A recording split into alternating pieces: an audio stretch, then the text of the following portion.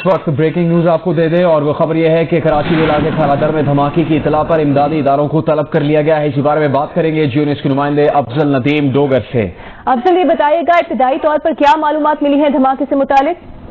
ये कराची के old city area का इलाका खारादर है, जिसमें एमए रोड पर मेमन मस्जिद के करीब बोल्टन मार्केट का मकाम है, जहां पर धमाका हुआ है, जिसकी आवाज दूर दूर तक सुनी गई है। धमाके की इतला पर इमदादी इदारे मौके पर पहुंचे हैं।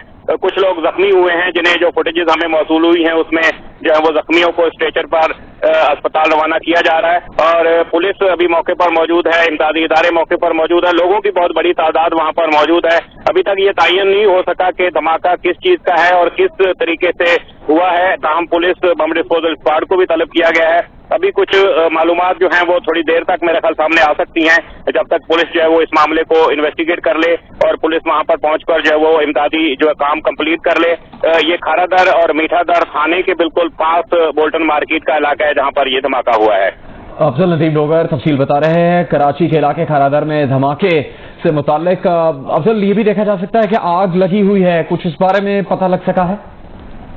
ये इनिशियल फुटेजेस हैं जो अपने जराए से हमें मिली हैं, उनमें अभी जाहिर है पुलिस या मुतलका जो इदारे मौके पर पहुंचकर इमदादी काम जब करेंगे तो उसके बाद फिर सही सिचुएशन सामने आएगी। जहां तक जो आवाज काफी दूर तक सुनी गई है, जो लोगों ने हमें फोन करके बताया, जिसपे अभी जो रिपोर्ट आ रही हैं उस